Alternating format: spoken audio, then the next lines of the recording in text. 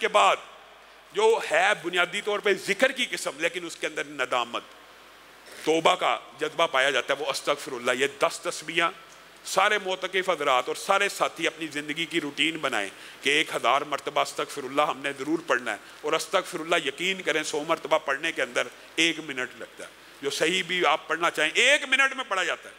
1000 دفعہ پڑھ لیں گے تو کیا فرق آ جائے گا؟ پھر استغفر اللہ الذی لا الہ الا هو الحی القیوم واتوب الیہ، اور جو سید الاستغفار ہے اللہم انت ربی لا الہ الا انت خلقتنی وانا عبدک وانا علی عہدک ووعدک ما استطعت، یہ یاد کریں، یہ یاد کریں۔ اعوذ بک من شر ما صنعت ابوء لک بنعمتک علی وابوء لک بذنبی فاغفر لی فانہ لا یغفر الذنوب الا انت۔ انشاءاللہ قاری امجد صاحب یہ وظائف آپ کو یاد کروائیں گے، معتکف حضرات جتنے بھی ہیں یہ یاد کر لیں۔ 1 مرتبہ کا یاد کرنے کا اس اکیلے سید الاستغفار کے بارے میں حدیث کیا جس نے 1 مرتبہ، یہ 1 دفعہ پڑھنا ہے، 1 مرتبہ صبح اور 1 مرتبہ شام، جو بندہ پڑھے گا اللہ تعالیٰ اس کے اوپر جنت کو واجب کر دے گا 1 دفعہ پڑھنے سے۔ یہ سید الاستغفار سیکھیں، اور استغفر اللہ الذی لا الہ الا هو الحی القیوم واتوب الیہ۔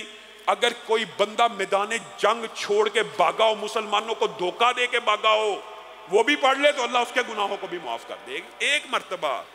اور استغفر اللہ کی تسبیحات آپ زیادہ کریں۔ اور جو آخری وظیفہ، یہ سارے وظائف اگر آپ اکٹھے پڑھیں گے اس کا فائدہ آپ اپنی آنکھوں سے مشاہدہ، رزق کی برکات، مشکلات سے دور، جنات جادو سے بچنے کا۔ اور آخری وظیفہ جو میں بتانا چاہتا ہوں وہ ہے درود پاک۔ ان اللہ و ملائکتہ یصلون علی النبی، اللہ بھی اور فرشتے بھی اس عظیم الشان ہستی پہ درود بھیجتے ہیں۔ وہ آسمان والے، وہ بلندیوں پہ رہنے والے جس ہستی کے اوپر درود بھیجتے ہیں، زمین اور پستیوں پہ رہنے والوں، اگر تم اس کے اوپر درود بھیجو گے اللہ تعالیٰ تمہیں بھی عروج نصیب کرے گا۔ کتنا عروج؟ 1 مرتبہ بھیجو گے رب 10 مرتبہ رحمت کرے گا۔ تم نے 1 مرتبہ نبی کریم پہ درود بھیجا، رب 10 مرتبہ تمہارے اوپر درود بھیجے گا، رحمتیں نازل کرے گا۔ اور میرے بھائیو اس کی روٹین بھی ہونی تو زیادہ چاہیے، لیکن کم از کم 10 مرتبہ انسان کو یہ درود پاک صبح و شام پڑھنا چاہیے۔ وجہ رسول اللہ صلی اللہ علیہ وسلم، اور یہ فضائل کے اندر آپ نے کئی چیزیں نوٹ کی ہوں گی کہ کئی جو فضائل ہوتے ہیں نا وہ فرضی عبادات میں پورے ہو جاتے ہیں، پورے دن کے اندر جو انسان نمازیں پڑھ رہا ہوتا ہے، سنتے پڑھ رہا ہوتا ہے، اسی میں پورے ہو جاتے ہیں۔ جو بندہ 10 مرتبہ درود پاک پڑھتا ہے، رسول اللہ صلی اللہ علیہ وسلم کا اس کے ساتھ وعدہ ہے میں محمد صلی اللہ علیہ وسلم اس کے لیے شفاعت کروں گا، صرف 10 مرتبہ پڑھنے۔ اور ابی ابن کعب کی حدیث آپ نے سنی ہے، یاد ہونی چاہیے، جو بندہ زیادہ پڑھے گا اس کا اجر و ثواب کیا؟ ابی ابن کعب نے کہا میں درود پڑھنا چاہتا ہوں، آپ کے اوپر کتنا پڑھوں؟ مفہوم رہا کروں، جتنا چاہتا ہے، 1/4 اگر بڑھا لے گا تو تیرے لیے فائدہ، نصف بڑھا لے گا تیرے لیے فائدہ ہے، 2/3 بڑھا لے گا تیرے لیے فائدہ ہے۔ اے اللہ کے رسول پھر اپنے ذکر کے سارے اوقات آپ کے اوپر درود بھیجنے پہ وقف کرتا ہوں۔ کہا پھر تو غموں سے بچ جائے گا، تیری ساری مشکلات دور ہو جائیں گی، تیرے سارے گناہوں کو معاف کر دیا جائے گا۔ بتائیے، جو جتنا زیادہ پڑھے گا، رسول اللہ نے گارنٹی دی ہے، وعدہ کیا ہے، جو میرے اوپر جتنا زیادہ درود بھیجے گا کل قیامت کے دن اتنا ہی میرے قریب ہوگا۔ اور ذہن میں ڈاکٹر حماد لکھوی صاحب کا واقعہ آ گیا۔ بہت سے لوگ مخفی طور پہ یہ سوال بھی پوچھتے ہیں، بات آئی ہے ضمناً تو یہ بات بھی بیان کر دیتا ہوں۔ ہمیں رسول اللہ صلی اللہ علیہ وسلم کی خواب میں زیارت نہیں ہوتی۔ رسول اللہ صلی اللہ علیہ وسلم کی خواب میں زیارت کے لیے بعض لوگوں نے یہ بات کی ہے، اور ہمارے ڈاکٹر حماد لکھوی صاحب جو پنجاب یونیورسٹی کے ڈین ہیں، انہوں نے اپنا خود واقعہ بیان کیا ہے کہ میں مدینہ پہنچا اور میں نے کہا میں نے رسول اللہ کی بارگاہ میں بہت زیادہ تحفہ بھیجنا درود پاک کا۔ میں درود پاک پڑھتا رہا یہاں تک کہ رسول اللہ صلی اللہ علیہ وسلم کی زیارت ہو گئی۔ درود پاک رسول اللہ صلی اللہ علیہ وسلم کی زیارت کی نیت سے پڑھنا بھی یہ بھی درست ہے، لیکن یہ ضروری نہیں ہے ہر ایک کو ہو جائے۔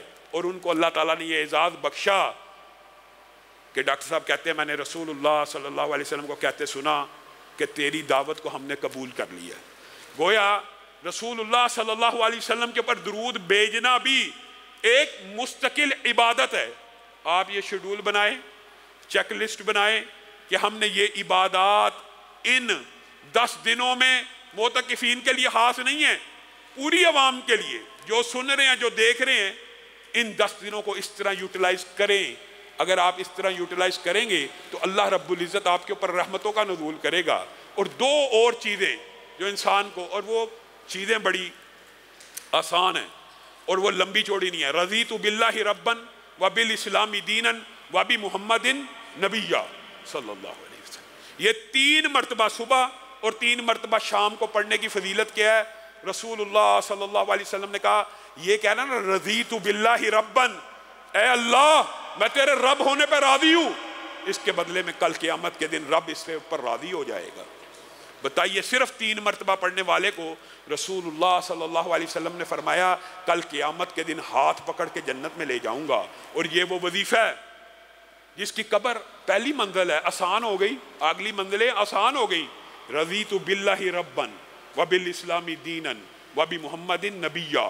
یہ سبق ہے، یہی سبق قبر میں پوچھا جانا ہے.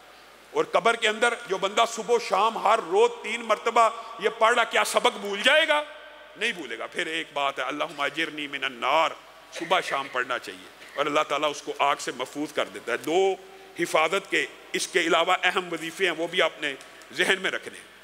اور ان کی تعداد جتنی بڑھائیں گے آپ کو فائدہ، لیکن کم از کم اعوذ بکلمات اللہ التامات من شر ما خلق 3 مرتبہ پڑھنے والے کو مسجد میں داخل ہو رہے ہیں، بازار میں داخل ہو رہے ہیں، گھر میں داخل ہو رہے ہیں، گاڑی پہ بیٹھ رہے ہیں، گاڑی سے اتر رہے ہیں، جہاں جس نیت سے 3 مرتبہ پڑھ لیا وہاں اس کو کبھی نقصان نہیں پہنچ سکتا جب تک وہ وہاں سے ٹریول شروع نہ کرے. 3 مرتبہ پڑھنا مشکل ہے. اسی طرح بسم اللہ الذی لا یضر مع اسمہ شیء فی الارض ولا فی السماء وہو السمیع العلیم. یہ انسان کو محفوظ کرنے والے حفاظت کے وظیفے ہیں. یہ جمی وظیفوں کو آپ نے اپنے شیڈول کے اندر، اسکیجول کے اندر لکھ لینا ہے. اللہ رب العزت جو کہا گیا، جو سنا گیا، اس کے اوپر عمل پیرا ہونے کی توفیق عنایت